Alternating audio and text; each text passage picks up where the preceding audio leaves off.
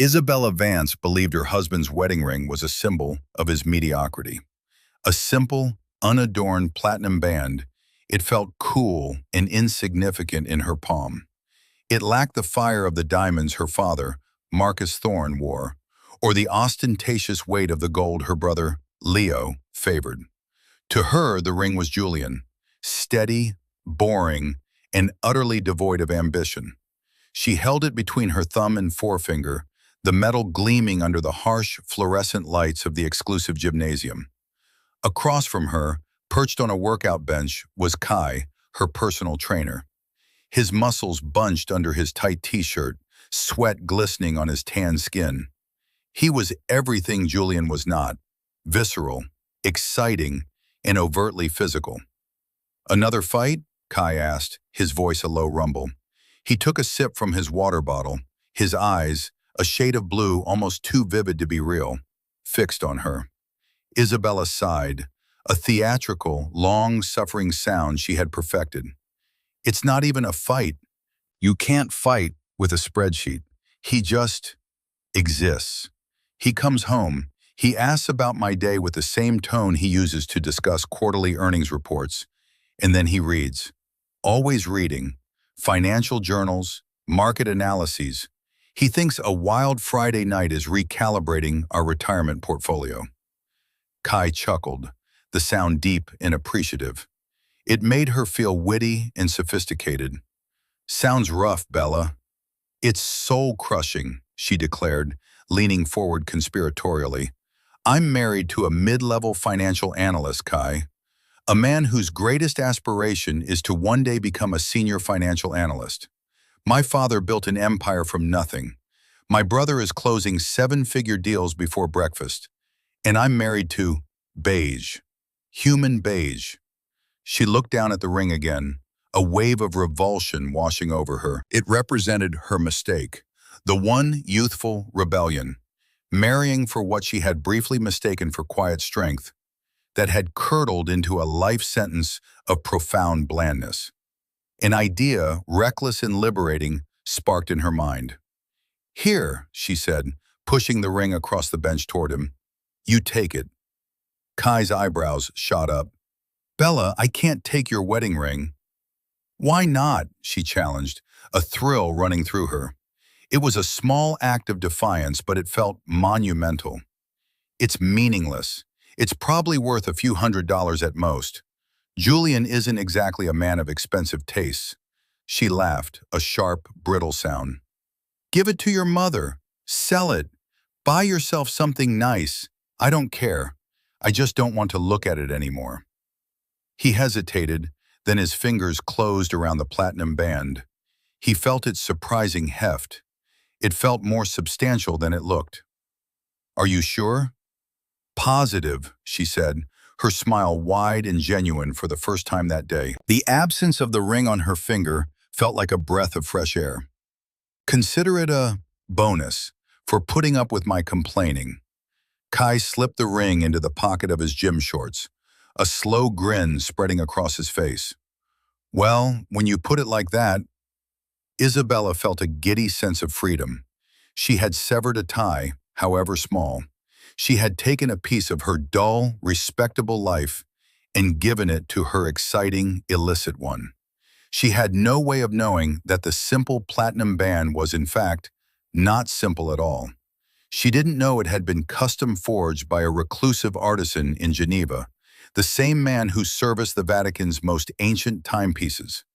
She didn't know that the platinum was alloyed with a trace of meteorite iron, a sentimental whim of its buyer. And she certainly didn't know that nestled within the inner circumference, invisible to the naked eye, was a single, flawless, 1-carat diamond, laser inscribed with a microscopic serial number and the words, "My True North." She thought the ring was worth a few $100s. Its actual value was closer to $250,000. But its sentimental value to the man who gave it to her was immeasurable. She thought she was married to Julian Vance, the spreadsheet jockey. She had no idea she was married to JV, the phantom-like chairman of Ethelred Holdings, a $55 billion global casino, resort, and private equity empire. And in giving away his ring, she hadn't just given away a piece of jewelry. She had pulled the pin from a grenade that would obliterate the carefully constructed, gilded world she took for granted. The consequences of this single, careless act were already beginning to unspool, and within a few short months, her entire life would be unrecognizable. For all of you watching, have you ever felt underestimated in your life? Do you think people judge a book by its cover far too often? Let us know where you're tuning in from in the comments below. We love to see how far these stories travel. And if you enjoy stories about justice and seeing people get what they deserve, make sure to like this video and subscribe to the channel. Now, let's get back to the story. Julian Vance came home to a quiet house. It was always quiet, but this was a different kind of silence. It wasn't the peaceful quiet of a sanctuary, but the empty, sterile silence of a museum after hours. He placed his briefcase, a well-worn leather satchel that had served him for a decade, by the door. He took off his shoes, a pair of comfortable but unremarkable loafers, and set them neatly on the mat. He walked into the kitchen and saw a single plate and a wineglass in the drying rack.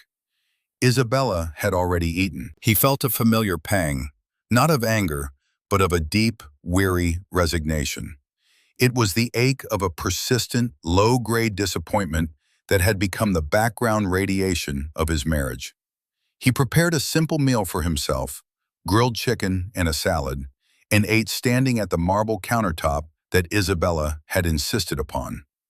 Her taste ran toward the opulent, a constant, draining battle against his preference for understated quality.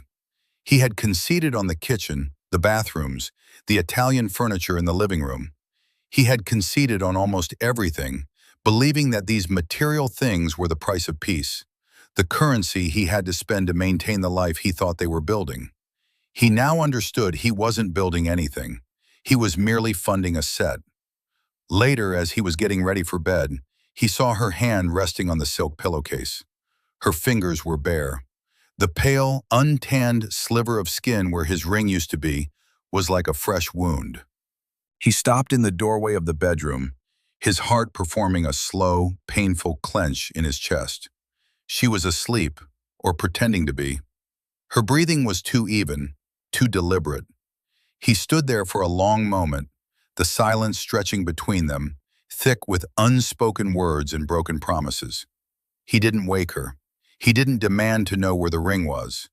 The cold certainty of what had happened settled over him, not like a storm, but like a sheet of ice. This wasn't a lapse in judgment. It was a declaration. He turned and walked back down the hallway to his study. He closed the door, the soft click of the latch sounding like a gavel. The room was his only true space in the house.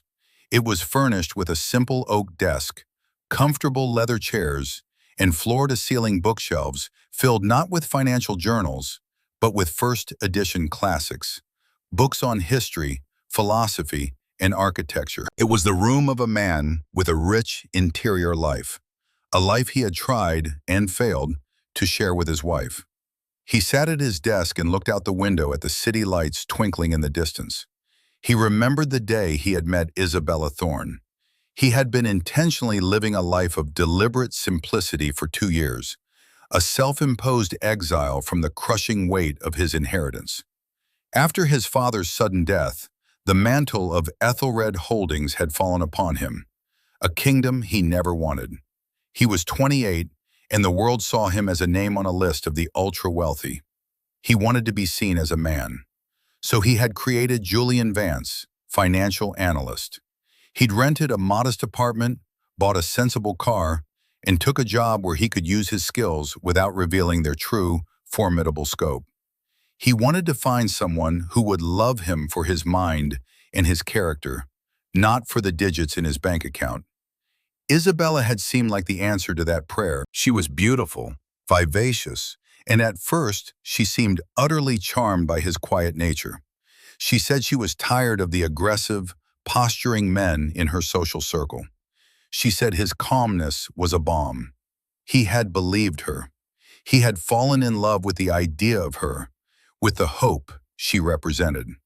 He had proposed 6 months later with the platinum ring, explaining its simple design was a symbol of what he valued: strength, integrity, and a beauty that wasn't ostentatious. He told her it was all he could afford on his salary, and she had smiled and said it was perfect. The corrosion had started almost immediately after the wedding. Her family, the Thorns, were the primary acid. Her father, Marcus, a self-made real estate developer with a personality as loud as his diamond pinky ring, treated Julian with unconcealed disdain. He saw Julian's steady job not as a sign of responsibility, but as a pathetic lack of drive. Her brother Leo, a chip off the old block, was worse. He was a brash, arrogant traitor who delighted in making thinly veiled jokes about Julian's salary at family gatherings. And her mother, Eleanor, wielded her disappointment like a weapon, her sighs and sorrowful glances painting Isabella as a tragic figure who had married beneath her station. At first, Isabella had defended him, but the constant, dripping poison of her family's contempt slowly eroded her resolve. She began to see him through their eyes, a failure, a disappointment, an anchor weighing down her social ambitions. Her affection cooled, replaced by a brittle resentment. Now, looking at the bare space on her finger in his mind's eye, Julian understood that the last vestiges of that affection were gone. The hope he had nurtured for 5 years was finally, definitively dead. He felt a profound sadness for the man he had been, the man who had believed in this love story. But beneath the sadness, something else was beginning to form. A cold, hard clarity, a quiet, resolute decision. He had played the part of the humble husband long enough. The game was over. He had wanted to be loved for the man he was, not the king he had to be. But she had rejected the man. Now she would have to deal with the king. The weekly Sunday dinner at the Thorne family estate was a ritual of quiet torture that Julian had endured for 5 years. The house itself was a monument to Marcus Thorne's ego, a sprawling neo-Tuscan villa in the most expensive suburb, filled with gilded furniture, oversized art, and an almost palpable air of smug satisfaction. Tonight, the air was particularly thick with it. Leo had just closed a significant real estate deal, and the family was in a celebratory and therefore particularly cruel mood. They sat around a massive mahogany dining table that could have comfortably seated 20. Julian was placed, as usual, to the left of Eleanor, a position that gave her an optimal angle for her looks of pitying condescension. Marcus sat at the head of the table, holding court, a glass of obscenely expensive scotch in his hand. "The key, you see," Marcus boomed, gesturing with his glass in sloshing amber liquid dangerously close to the white tablecloth, "is leverage. You can't be afraid to use other people's money. The bankers are throwing cash at us. They know Thorne Industries is a sure bet." He glanced at Julian. "Isn't that right, Julian? You're a numbers guy. You'd probably tell me to be cautious, to diversify, to put it all in some low-yield mutual fund." Leo snickered into his napkin. "Dad, Julian's job is to help people plan for retirement in 40 years. Our timeline is 40 minutes. He wouldn't understand the kind of risks we take." "It's a different philosophy," Julian said, his voice even and calm. He cut a piece of his roasted duck, the movement precise and unhurried. "Your model is based on high-risk, high-growth speculation. It can be very profitable." "Can be?" Marcus scoffed. "It is, my boy, it is. I didn't build this," he waved his hand around the opulent room, "by being cautious." "Of course," Julian replied, taking a sip of water. "But high leverage also creates significant exposure. If the market turns or if interest rates rise unexpectedly, the debt service can become challenging." Marcus and Leo exchanged an amused look. It was the look of men who piloted fighter jets listening to a lecture on bicycle safety. "We'll let the big boys worry about that," Leo said dismissively. "You stick to your spreadsheets, Julian. We'll handle the real world." Isabella, who had been silent, laughed along with her brother. It was a small, sharp sound that cut Julian more deeply than any of her family's overt insults.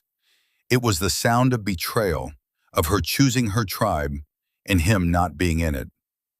"Oh, leave him alone, Leo," she said, though there was no heat in her words. "He's just looking out for us. He's always so sensible." The word hung in the air, imbued with all the contempt she could muster. It was her favorite insult for him, the verbal equivalent of a pat on the head. Eleanor reached over and placed a hand on Julian's arm, her rings cold against his skin. "It's all right, dear," she said, her voice dripping with false sympathy. "We appreciate that you worry. It's good for a man to be responsible, even if his scale is smaller." Julian looked from face to face. He saw the smug confidence in Marcus, the arrogant smirk on Leo, the pity in Eleanor's eyes, and the cold detachment in his wife's. They saw him as a harmless pet, a court jester whose pronouncements on finance were a source of mild amusement. They were so blinded by their own perceived success, by the glittering edifice of Thorne Industries, that they couldn't see the cracks in their own foundation. They couldn't see the man sitting at their table. They only saw the costume he wore. He resisted the urge to glance at his wrist. Tucked beneath the cuff of his simple, well-made shirt was a watch. To the untrained eye, it was a plain, steel watch with a dark blue face. No diamonds, no gold, no brand name visible. Isabella had once called it his accountant watch. It was, in fact, a Patek Philippe Grandmaster chime, one of only 7 in existence. It was a prototype he had been asked to test personally by the company's CEO, a close family friend. Its value was not measured in dollars, but in its rarity and mechanical genius. It was effectively priceless. He wore it not to flaunt wealth, but because he appreciated the perfection of its engineering. The same reason he read financial journals. He appreciated systems that worked, and the system of his marriage, he knew with chilling certainty, was irrevocably broken. As Marcus launched into another story about his business acumen, Julian's mind was elsewhere. He wasn't listening to the boasts. He was mentally drafting a memo. He was calculating variables. He was, in his own quiet way, preparing to take a risk far greater and with far higher stakes than any the Thornes could possibly imagine. They thought he was playing checkers. He was positioning his pieces on a global chessboard they didn't even know existed. And their king was already in check. The next afternoon, Isabella lounged by the pool at a boutique hotel, the kind of place that charged a fortune for a day pass that was essentially a ticket to be seen. Kai was beside her, his hand resting casually on her thigh. She had bought him a new pair of designer sunglasses that morning, an impulse purchase made with Julian's credit card. The card had no official limit, a fact she attributed to Julian's meticulous credit score rather than his actual wealth. It was one of the few things she still appreciated about him, his financial reliability. "I'm thinking of redecorating the guest room," she said, scrolling through a design magazine on her tablet. "Something a bit more modern, less Julian." "Everything in that house is Julian," Kai said, stretching languidly. "It's like living in a library, all brown leather and wood, no life." "I know," she sighed. "He has the soul of a retired history professor. I want chrome and glass and color. I want to feel like I'm alive." She looked at Kai, at his vibrant, physical presence. He was life. Julian was a footnote. "I just don't know how to bring it up. He'll want to create a budget. There will be a spreadsheet involved." "I swear, Kai, I think he dreams in spreadsheets." "So don't bring it up," Kai suggested, his voice smooth as silk. "Just do it. He'll get over it." "Maybe," she said, though she knew it wasn't true. Julian wasn't prone to anger, but he had a quiet stubbornness about what he called frivolous expenditures. He didn't understand that appearances were everything. "The real issue is the divorce," she said, lowering her voice. "I want out, but I can't go from this," she gestured around the luxurious hotel, "to a 2-bedroom apartment. I'm just not built for it. The prenup he had me sign was ironclad. I thought it was ridiculous at the time. An analyst with a prenup? It was so pretentious, but his lawyer insisted. She didn't know the lawyer was Arthur Finch, the most feared corporate litigator in the country, a man who headed the legal department of Aethelred Holdings and whose personal fortune was larger than her father's entire company.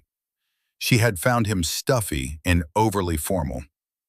There has to be a way around it, Kai murmured, his thumb tracing circles on her leg. My father's lawyers are looking at it, she said, but they're not optimistic.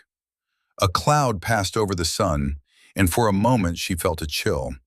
The thought of losing this life, the ease and the luxury, was terrifying. It was more terrifying, she realized with a sickening lurch, than the thought of losing her husband. Miles away, in the quiet solitude of his study, Julian sat at his oak desk. The room was bathed in the warm, late afternoon light. To any observer, he looked like a man quietly working from home. But the simple-looking laptop on his desk was a military-grade encrypted device, and the face on the screen was anything but simple. It was Arthur Finch, his face grim, his eyes sharp and intelligent behind wire-rimmed glasses. He sat in a boardroom 30 floors above the city, a view of the skyline sprawling behind him. The final papers for the Chen acquisition are ready for your signature, sir, Arthur said. His voice was gravelly, precise. He was the only person in the world who called Julian sir without a trace of irony. Good, Arthur. Send them over, Julian replied. What's the market reaction? As predicted, our shell entity, Northwood Capital, made the purchase. The street thinks it's a mid-cap private equity firm out of Chicago making an aggressive play. No one has connected it to us. The total value of the acquisition, with assumed debt, is $4.7 billion. Excellent, Julian said. He minimized Arthur's screen for a moment and pulled up another window. It was a complex flowchart of companies, assets, and debt instruments. At the very center was Thorn Industries. Arrows from a dozen smaller, seemingly unrelated companies all pointed toward it. Northwood Capital was one of them. Arthur watched him, his expression unreadable. Sir, he began, his tone softening slightly, regarding the other matter, the personal directive. Phase 1 is complete. Julian's eyes didn't leave the screen. Report. We have acquired, through a third-party broker, the entirety of the mezzanine debt Thorn Industries took on for their waterfront project. It amounts to $87 million. The loan covenants are remarkably lax. Marcus Thorn was clearly overconfident. The debt is currently serviced by their operational revenue, but if that revenue stream is disrupted by as little as 5%, they will be in technical default. Julian nodded slowly. He knew his father-in-law's hubris would be his downfall. And the estate? The mortgage on the primary residence in Westbrook Hills, as well as the mortgages on their 2 vacation properties, are now held by a subsidiary of ours, a company called Hearthstone Financial. They believe we are a simple mortgage aggregator. They are 3 months away from a variable rate adjustment. Given the Fed's recent moves, their monthly payment is set to triple. A long silence filled the encrypted line. Julian's face was a mask of calm control, but inside a cold fire was burning. This was not about money. This was about justice. A quiet, methodical balancing of the scales. And the ring, sir? Arthur asked, his voice barely a whisper. He knew the story. He knew how much that simple platinum band had meant. Julian's gaze finally shifted from the screen, and he looked directly at Arthur. His eyes were like chips of ice. The ring has served its purpose, he said. It has shown me the truth. Now we proceed. Begin phase 2, Arthur. Quietly. Understood, sir, Arthur replied. The screen went dark. Julian leaned back in his chair. He looked at the flowchart, at the web he had so carefully, so patiently woven around the Thorn family. They believed they were masters of the universe, titans of industry. They were flies, caught in a web they couldn't see, woven by a spider they had mistaken for a gnat. The feeling it gave him was not joy. It was the grim, solemn satisfaction of a surgeon about to excise a cancer. It was necessary, it was precise, and it would be final. The annual Patrons Gala for the city's art museum was the crown jewel of the Thorne family's social calendar. Eleanor Thorne was the chair of the gala committee, and Marcus always made a point of being the night's most conspicuous benefactor. For them, it was not about art or charity, it was a performance of status. This year, Julian found himself seated at what was charitably called a secondary table, tucked away near the service entrance. He was placed between a nervous junior curator and a deaf great-aunt of another board member. It was a deliberate public humiliation, and he knew it. Isabella was seated at the head table with her parents, radiant in a new couture gown. And a few seats down from her, at the same prestigious table, was Kai. He had been invited as Isabella's personal wellness consultant, a title so absurdly transparent it was insulting. He wore a rented tuxedo that was a size too tight in the shoulders, but he looked smugly triumphant. He was wearing a new necklace, a gaudy gold chain that Isabella had bought him, a vulgar counterpoint to the refined elegance of the room. From across the hall, Julian could see her lean over and laugh at something Kai said, her hand resting on his arm for just a moment too long. The entire room, their entire social circle, could see it, and they would whisper. That was the point. Isabella wasn't just having an affair, she was advertising it, using it as a weapon to humiliate the husband she deemed unworthy. Julian ate his salmon methodically, betraying no emotion. He listened politely as the junior curator talked nervously about postmodernism. He smiled and nodded at the great-aunt. He appeared completely oblivious, the mild-mannered analyst, lost in a world far too glamorous for him. Inside, however, he was a coiled spring. Every glance, every whispered comment, every shared laugh between his wife and her lover was fuel. He was not angry, he was focused. The main event of the evening was the live auction. The auctioneer, a fast-talking man with a silver hammer, worked the crowd into a frenzy of competitive giving. The final item was the grand prize, the Celestial Journey. It was an all-inclusive, 2-week trip for two, traveling by private jet to 3 of the world's most exclusive resorts. A beachfront villa in the Maldives, a penthouse suite in Monaco, and a private chalet in Gstaad. The resorts were all owned and operated by Ethelred Holdings, a detail known only to Julian. The bidding started at $20,000. Marcus Thorne let a few lesser mortals bid before he entered the fray with a theatrical wave of his auction paddle. $50,000, he called out, his voice booming across the ballroom. A hush fell. This was his territory. The auctioneer grinned. I have 50,000 from Mr. Thorne. Do I hear 60? Silence. Then a calm, clear voice from the back of the room. 60,000. Every head turned. It was Julian. He held his paddle up, his expression placid. A ripple of confusion went through the room. Isabella stared at him, her face a mask of disbelief and fury. Marcus looked over, first confused, then amused. He thought it was a mistake. 60,000 from Table 32, the auctioneer announced, peering into the dim light. Do I have 70?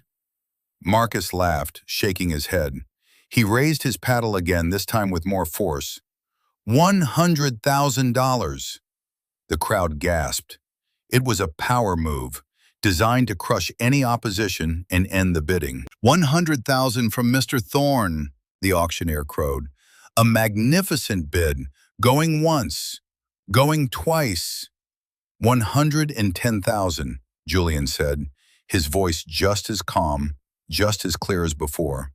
It cut through the excited chatter like a knife. The room went dead silent. This was no longer an auction, it was a duel. Marcus's face was turning a dangerous shade of purple. He was being challenged, publicly, by his nobody son-in-law. It was unthinkable. His reputation was on the line. 150,000, he roared, slamming his paddle down on the table. 160, Julian replied without a moment's hesitation. He hadn't moved. He hadn't flinched. He simply sat there, a portrait of unnerving calm. Isabella was on her feet, her face pale. "Julian, stop it!" she hissed across the room, but he didn't look at her. His eyes were fixed on her father. Marcus was trembling with rage. All pretense of charity was gone. This was about dominance. 200,000. 210, Julian said. The numbers climbed. 250, 260, 300. The amounts were staggering, far beyond the realm of a simple financial analyst's salary. The crowd was mesmerized, watching this bizarre, inexplicable battle of wills. Leo was trying to calm his father down, whispering in his ear, but Marcus was beyond reason. $500,000, Marcus bellowed, his voice cracking. He was sweating now, his face slick with perspiration under the chandeliers. That was his absolute limit, the number he had set in his mind to display his ultimate superiority. He glared at Julian, a look of pure hatred in his eyes. The auctioneer, stunned, turned to Julian. "Sir, the bid is $500,000. Julian took a slow sip of his water. He gently placed the glass back on the table. He raised his paddle one last time. $1,000,000, he said, his voice quiet, yet it resonated in the cavernous silence of the ballroom. A collective gasp swept the room. It was not a bid. It was an execution. Marcus Thorne physically recoiled, slumping back in his chair as if he'd been struck. The fight went out of him, replaced by a stunned, horrified disbelief. He stared at Julian, not with anger anymore, but with a dawning, terrifying confusion. Who was this man? $1 million? The auctioneer stammered, his professional composure shattered. He looked at Marcus, who just shook his head numbly. "Sold for $1 million to the gentleman at table 32. The room erupted in a storm of applause and bewildered murmuring. Julian calmly lowered his paddle. He had not won a vacation. He had fired the first shot in a war the other side didn't even know they were fighting. Isabella was staring at him, her mouth agape. The look on her face was no longer just anger. It was the first flicker of fear. He finally met her gaze, and for the first time in years, she saw something in his eyes behind the placid facade. It was not warmth. It was not love. It was the cold, distant light of a dying star. He gave a slight, almost imperceptible nod, then turned his attention back to the nervous curator beside him, as if nothing at all had happened. The moment the auction concluded, the fragile civility of the evening shattered. Before Julian could even sign the paperwork for his $1 million donation, he was cornered by the Thorne family near the grand marble staircase. Marcus, his face still blotchy and pale, grabbed Julian's arm. His grip was surprisingly strong. "What in God's name was that?" he hissed, his voice a low, furious tremor. "You think that was funny? You embarrassed me. You embarrassed this entire family." Leo stepped in, jabbing a finger at Julian's chest. "Where did you get that kind of money, Julian? Huh? Did you embezzle it from one of your clients? Did you get a lucky stock tip? There's no way you have that kind of cash. You're going to jail, you idiot." Isabella stood behind them, her arms crossed, her face a storm of conflicting emotions. Mortification, rage, and a sliver of terrified curiosity. "Julian, answer him," she demanded. "What did you do?" Julian looked at the furious faces surrounding him. He carefully, deliberately, removed Marcus's hand from his arm. He smoothed the fabric of his sleeve, a small, infuriatingly calm gesture. "I've been saving," he said simply. The answer was so absurd, so completely inadequate to the scale of what had just happened, that it stunned them into a momentary silence. "Saving?" Marcus finally sputtered, his voice rising to a near shriek. Saving? You don't save $1 million on a financial analyst's salary. Not unless you've been saving since the Cretaceous period. Who are you? What is going on? It was for charity, Marcus, Julian said, his gaze steady. Aren't you pleased the museum had such a successful night? You're on the board, after all. The sheer audacity of the response left them speechless again. He was using their own professed pieties against them. He was hiding in plain sight. Leo looked like he was about to throw a punch. Eleanor, who had rushed over, put a restraining hand on her son's arm. Not here, she whispered urgently. Everyone is watching. Isabella finally found her voice. We're going home. Now, she ordered, grabbing his elbow. Her touch was like ice. The car ride back to their house was a symphony of suffocating silence. Isabella stared out the window, her jaw clenched. Julian sat beside her, perfectly still, looking straight ahead. The air was electric with everything she wanted to scream at him, but she couldn't find the words. The man she thought she knew, the boring, predictable man, had just detonated a bomb in the middle of her life, and he was acting as if he'd merely commented on the weather. When they got home, she finally exploded. Who are you, Julian? What was that? You made my father look like a fool. You made me look like a fool. Our friends, our family, everyone is going to be talking.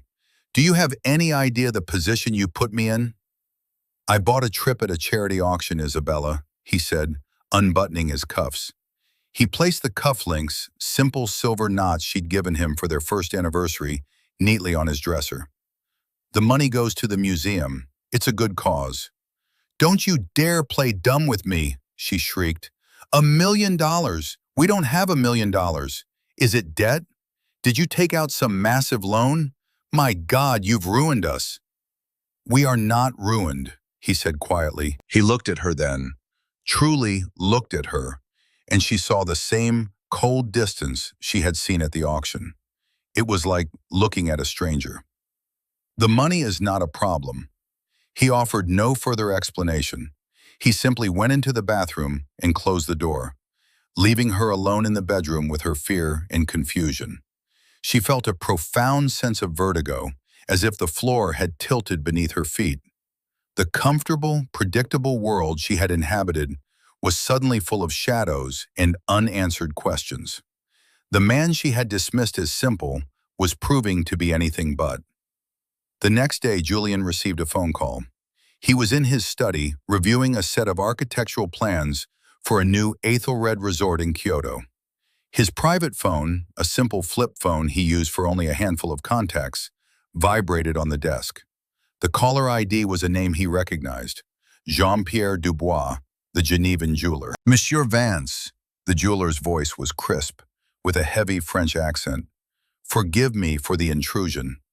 Jean-Pierre, Julian said warmly, it's no intrusion. How are you? I am well, thank you, but I call on a matter of some delicacy. A young man came into my associate's shop in the city today. A very athletic-looking young man. He wished to sell a ring, a platinum band. Julian felt the world slow down, the quiet before the storm. He stared out the window at a bird landing on a branch. Go on. My associate, he is new, but I have trained him well. He did not recognize the man, but he recognized my work. The specific weight, the balance, the invisible maker's mark. He took the ring to the back to appraise it. Under the spectroscopic light, of course, he saw the diamond.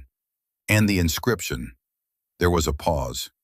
The inscription read, JV to IV, my true north. He also cross-referenced the microscopic serial number. It is, of course, the ring you commissioned for your wife. Julian closed his eyes. So this was it, the final, irrefutable proof. Not just infidelity, not just disrespect, but the casual, contemptuous disposal of the one thing that had symbolized his genuine, hopeful heart. What did my associate do? Julian asked, his voice betraying no emotion. He told the young man that due to the unique nature of the piece, he could not purchase it directly, but would have to send it to our central workshop for authentication, and that it would take several weeks. He said he could offer a small cash advance, which the young man foolishly refused. He wanted the full value immediately. He became quite agitated.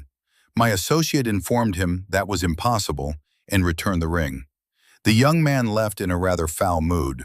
I have his image from our security cameras, of course. I thought you would want to know, Monsieur Vance. Immediately. You did the right thing, Jean-Pierre, Julian said, his voice a low, steady calm. Thank you. I am in your debt. Not at all, monsieur. A piece like that, it is more than a jewel. It is a story. It should not end in a pawnshop. Julian hung up the phone.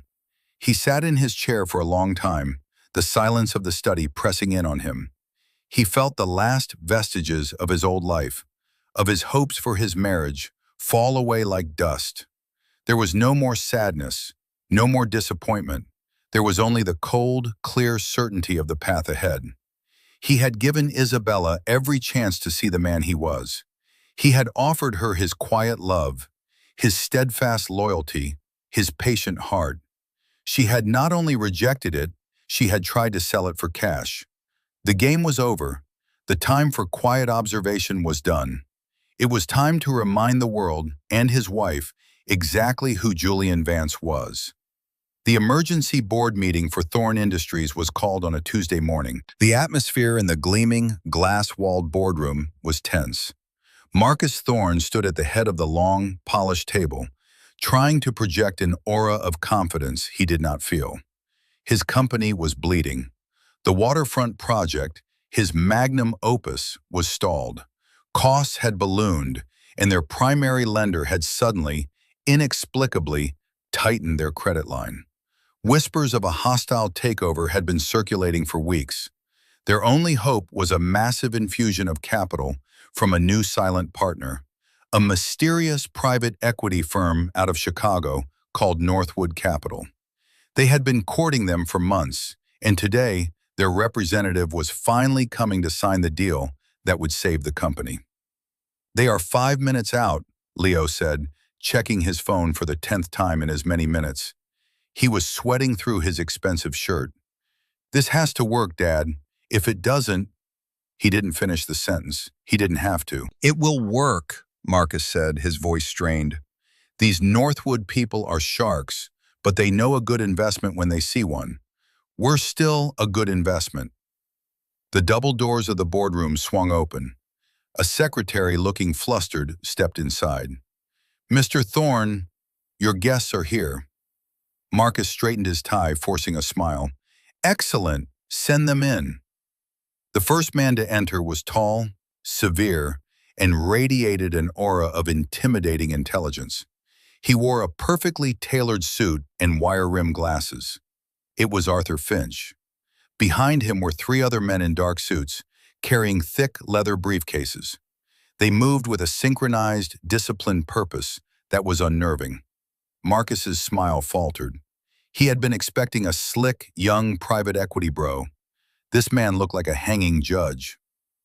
Mr. Finch? He asked, extending a hand. Arthur ignored the hand.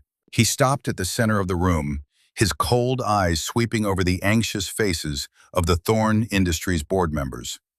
I am Arthur Finch, General Counsel for Ethelred Holdings, he announced, his voice like cracking ice.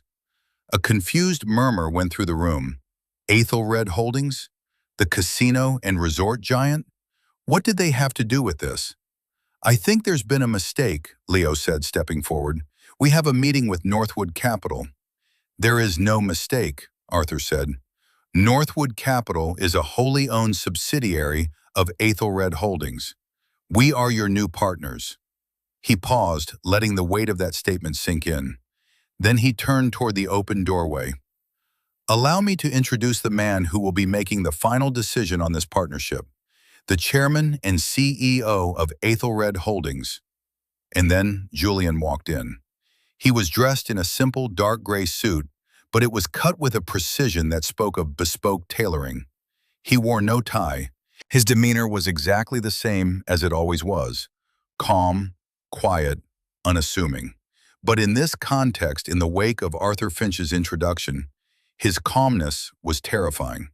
It was the placid eye of a hurricane. The boardroom fell into a silence so profound it was like a physical pressure. Marcus Thorne stared, his jaw slack, his face draining of all color. Leo looked back and forth between Julian and Arthur Finch, his mind refusing to process what his eyes were seeing. The other board members looked on in stunned confusion. "Julian?" Marcus finally whispered, the name a puff of air. What is this? Is this a joke?" Julian walked slowly to the head of the table, to the chair opposite Marcus. He didn't sit. He placed his hands on the back of the chair and looked at his father-in-law. His expression was not triumphant, not angry, not anything Marcus could recognize. It was the dispassionate look of a biologist observing a specimen under a microscope. "It's not a joke, Marcus," Julian said, his voice soft, yet it carried to every corner of the room. "It's just business." Arthur Finch stepped forward and placed a thick, bound document on the table with a heavy thud. "As of 9 a.m. this morning," Arthur announced, "Ethelred Holdings, through its various subsidiaries, has acquired 100% of the senior and mezzanine debt of Thorne Industries. We have also assumed the lien on your primary equipment supplier and purchased the note on your corporate headquarters. To put it in terms you might understand, Mr. Thorne, you are in default, and we are your sole creditor." The blood drained from Marcus's face. He stumbled back, collapsing into his chair. "No," he breathed. That's not possible." "It's very possible," Julian said, his voice still unnervingly quiet. He gestured to the mountain of paperwork his team was now methodically laying out on the table. "You called me a spreadsheet jockey once. You said I wouldn't understand the real world. You were wrong. This," he tapped the top document, a summary of Thorne Industries' total liabilities, "is the real world, Marcus. A world of numbers, contracts, and consequences. And in this world, I am the house, and the house always wins." The polite, unassuming mask he had worn for 5 years had finally been removed, and the man underneath was someone the Thornes could not have conceived of in their wildest, most arrogant dreams. The full, devastating scope of Julian's strategy unfolded with the brutal precision of a military campaign. Arthur Finch, acting as Julian's marshal, walked the stunned board members through the financial labyrinth Julian had constructed. With each revelation, another pillar of the Thorne Empire crumbled. "Northwood Capital's acquisition of the Chen portfolio last month," Arthur explained, his voice devoid of emotion as he pointed to a chart on the large screen, "gave us control of the primary supplier for your waterfront project. We have, as is our right, placed a hold on all shipments pending a review of your company's creditworthiness, which as of this morning is non-existent." A board member, a man named Henderson, slumped in his chair. "The supply chain, that's why everything stopped." "Correct," Arthur said. He moved to the next slide. "Hearthstone Financial, another of our entities, holds the mortgages on the personal residences of Mr. Marcus Thorne and Mr. Leo Thorne. Due to a covenant in your business loan agreements linking corporate and personal liability, a clause your lawyers really should have caught, the default of Thorne Industries triggers an immediate call on those personal loans. The full balance is due within 30 days. Leo made a choked, gasping sound. "Our homes? You're taking our homes?" Julian finally spoke, his eyes fixed on Leo. "You once told me my apartment was quaint. You wondered how Isabella could stand living in such a small space. I suppose you're about to find out." The comment was delivered with such flat, emotionless calm that it was more chilling than any shout could have been. For the next hour, Julian and his team systematically dismantled every aspect of the Thorne family's wealth and status. The leases on their luxury cars, held by an Ethelred subsidiary, the credit lines for Eleanor's charities, underwritten by a bank Aethelred now controlled. Even the country club membership was tied to a corporate sponsorship that was now null and void. Julian had not just bought their debt, he had bought their entire world. He had peeled back the gilded facade of their lives and revealed the rotten, debt-ridden structure beneath. And then, he made it personal. He turned his attention back to Marcus, who sat like a man in a trance, his empire dissolving before his eyes. "You built this company from the ground up, Marcus," Julian said, his tone almost conversational. "That's what you always said. You were a titan, a man of vision. But a wise man builds his house on rock, not on the shifting sands of arrogance and debt." He paused, letting the silence hang heavy in the air. "You belittled my work. You mocked my simple life. You taught your daughter that a man's worth is measured by the noise he makes and the money he flaunts. You never once asked me about my work in any detail. You never asked about my family. You never saw me at all. You only saw what I wasn't, when measured against your own shallow standards." He then looked at Leo. "You called me a spreadsheet jockey. You laughed at my financial advice. That advice, had you taken it, would have saved you. I advised caution. I advised diversifying. I advised against this very over-leveraging that has now placed you in my power. The spreadsheets you mocked are the very ones that mapped out your downfall." The room was silent save for the quiet hum of the air conditioning. The board members, men who had once laughed along with Marcus and Leo, now stared at them with a mixture of fear and contempt. They were rats on a sinking ship, and they were looking for someone to blame. Just then, the boardroom doors flew open again. Isabella stood there, her face flushed, her eyes wide with panic. Her father had called her, his voice a choked, terrified whisper, telling her to come to the office immediately. She had expected to find a financial crisis, a problem her father would solve with his usual bluster. She did not expect to see her husband standing at the head of the boardroom table, in her father's place, with a team of lawyers at his back, and the entire board of directors staring at him with terrified awe. She saw the deference in the way the severe-looking man, Arthur Finch, looked at Julian. She saw the absolute crushing defeat in her father's posture. She saw the disbelief and horror on her brother's face. The scene was impossible, a surreal nightmare, but the truth of it crashed down on her with the force of a physical blow. The auction, the quiet confidence, the unnerving calm, it all snapped into a terrifying, cohesive whole. "Julian," she said, her voice a fragile, trembling thing, "what's happening?" He turned to look at her, and the coldness in his eyes was so profound it made her flinch. The man she thought she knew was gone, replaced by this powerful, formidable stranger. This was not her husband. This was JV, the chairman of Aethelred Holdings. "I'm renegotiating our marriage, Isabella," he said, his voice soft but laced with steel. He reached into the inner pocket of his suit jacket. Her heart leaped with a sudden, desperate hope. Was he going to offer an olive branch, a way out of this? He didn't pull out a document or a pen. He pulled out a small, platinum ring, her wedding ring. He held it between his thumb and forefinger, just as she had done at the gym. "The jeweler called me," he said, his voice dropping even lower, for her ears only. "Apparently, your personal trainer tried to sell this. He was told it was just a trinket. He must have been very disappointed to learn its true value." He stepped toward her and placed the ring on the polished table, directly between them. The small, simple object seemed to absorb all the light in the room. It was a symbol of everything he had offered her, and everything she had thrown away. "I believe this belongs to you," he said. "Or rather, it did. It's funny, isn't it?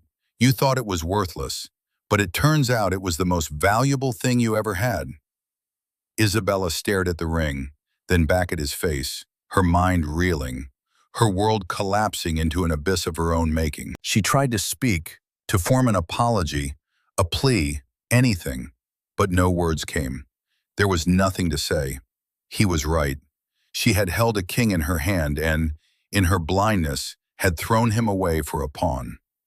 The immediate aftermath was a blur of controlled chaos for the Thorns and a display of quiet efficiency for Julian's team. As Arthur Finch and his lawyers began the formal process of taking control of Thorn Industries, Marcus Thorn finally snapped out of his catatonic state. He lurched to his feet, his face contorted in a mask of rage and desperation. "You can't do this," he yelled, his voice raw. "This is my company, my life. I built it."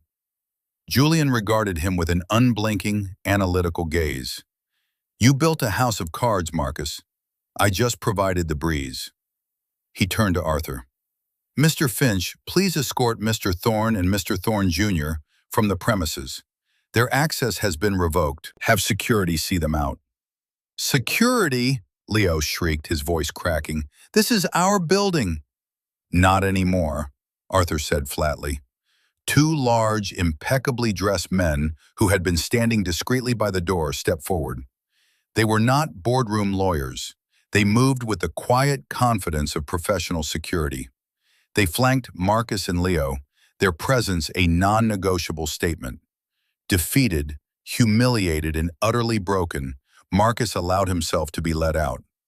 Leo followed, shooting a look of pure, impotent hatred at Julian.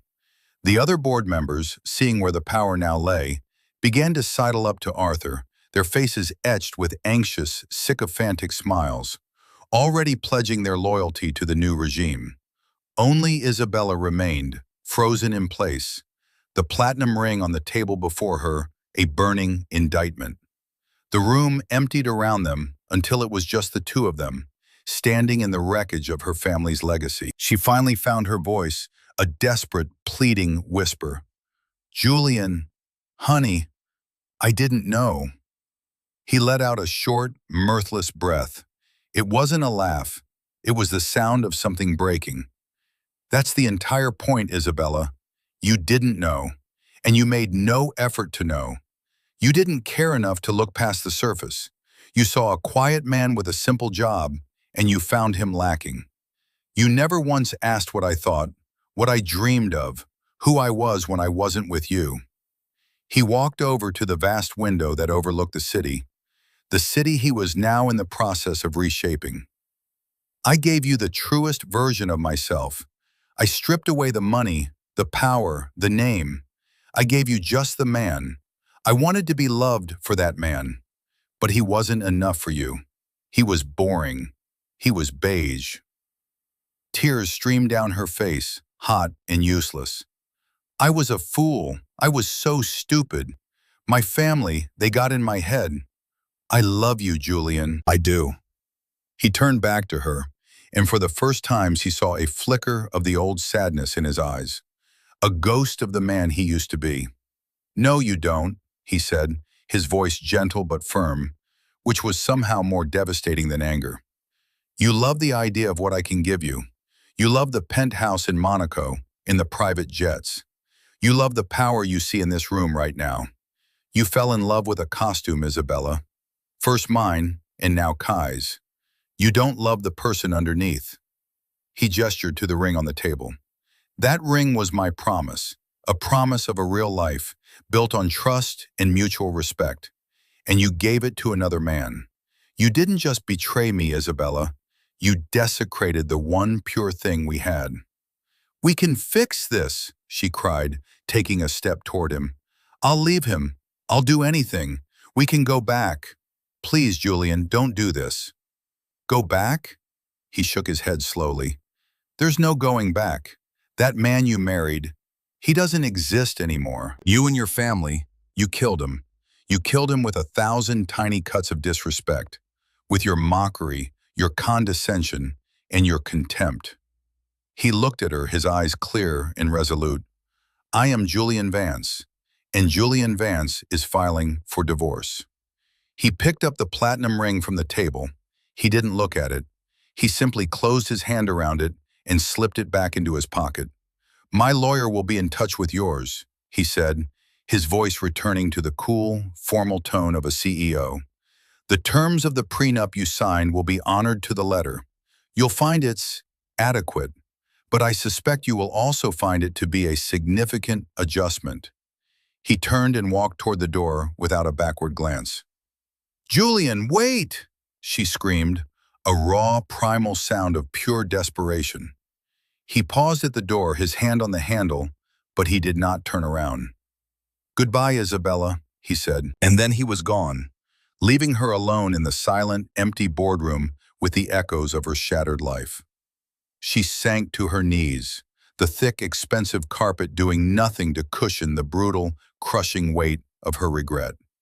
She had been married to a king and had never bothered to look at his crown. The months that followed were a slow, inexorable education in the nature of consequence.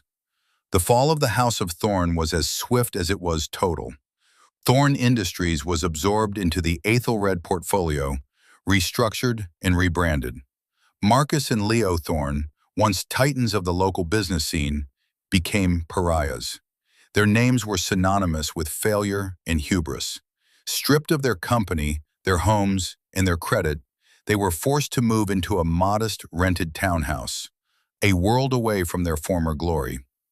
The psychological toll on Marcus was immense. He became a ghost of the man he once was, his bluster replaced by a vacant, haunted look. Leo, stripped of his father's power and money, found the world to be a cold and unforgiving place. His fair-weather friends vanished overnight. Isabella's fate was, in its own way, just as harsh. The prenuptial agreement, which she had once laughed at, was indeed ironclad. It provided her with a one-time settlement that, to the average person, would have seemed substantial. To a woman accustomed to a life of limitless luxury, it was a pittance. After legal fees, it was enough to secure a small, modern apartment in a decent but unremarkable part of the city and to live on for a year or two if she was careful. The days of couture gowns and spontaneous trips to Paris were over. Kai, the catalyst for the whole affair, disappeared from her life almost as quickly as he had entered it. Once he realized that her river of cash had dried up, his affection and attention vanished with it. He saw her not as a person, but as a resource. When the resource was depleted, he moved on. She learned the hard way that the excitement she had mistaken for passion was merely the shallow thrill of the transaction. For the first time in her life, Isabella had to work. She took a job as a receptionist at a boutique marketing firm. The pay was meager, and the work was mundane. She, who had once looked down on the world from the head table, was now the one answering phones and fetching coffee. It was a humbling, brutal lesson. Every day was a reminder of what she had lost, of the life she had so carelessly thrown away. She would sometimes see Julian's face in magazines or on financial news networks. He was no longer hiding. He was JV, the visionary leader of Aethelred Holdings, a man who moved markets and shaped skylines. He was pictured with world leaders, with philanthropists, with artists. He looked calm, confident, and completely out of her reach. He looked like the king she had never known. Julian, for his part, did not revel in their downfall. There was no joy in it for him, only a grim sense of restored balance. He poured his energy into his work, finding solace in creation and order. He oversaw the construction of a new state-of-the-art children's hospital, a project he funded anonymously. He established a foundation dedicated to providing scholarships for underprivileged students in architecture and engineering, the fields he secretly loved. One evening, about a year after the divorce, he was sitting in his penthouse apartment, a space of quiet, minimalist elegance that was the antithesis of the Thorn Mansion, looking out over the city. Arthur Finch was with him, sharing a rare glass of whiskey. "The final restructuring of the Thorn assets is complete, sir," Arthur said. "They are profitable now. Your instincts were correct." "Good," Julian said, swirling the amber liquid in his glass. "I also received an inquiry this week," Arthur continued, his tone cautious. "From Isabella's lawyer. She's struggling. She was hoping you might be willing to reconsider the settlement."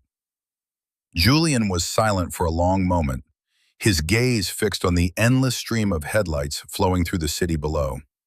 He thought of the hurt, the betrayal, the profound loneliness of his marriage. But he also thought of the woman who had, for a brief time, made him believe in the possibility of a simple, genuine love. He felt a pang of something that wasn't quite pity, but a somber acknowledgement of their shared, failed history. "Arthur," he said finally, "set up a trust, an anonymous one. It should be enough to ensure she doesn't end up on the street. It should provide for basic living expenses and perhaps some vocational training, but no more. There are no more private jets. There are no more shopping sprees. The greatest gift I can give her now is the opportunity to build a life of her own, to find a value in herself that has nothing to do with money." Arthur nodded, a flicker of deep respect in his eyes. "Very good, sir." Julian stood up and walked to his desk. He opened a small, locked drawer and took out the platinum ring. He had not looked at it since that day in the boardroom. He held it in his palm, the metal cool against his skin.